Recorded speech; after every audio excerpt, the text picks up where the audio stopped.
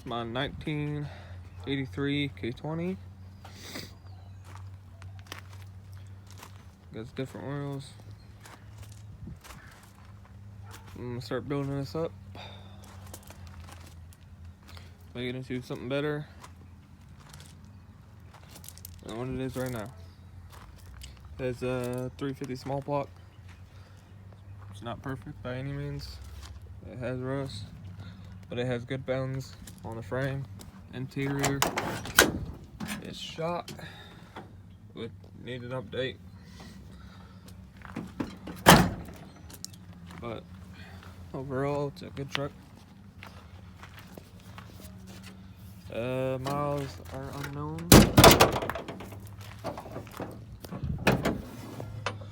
It's 350 small block with L block. Carb needs rebuild. Aftermarket headers.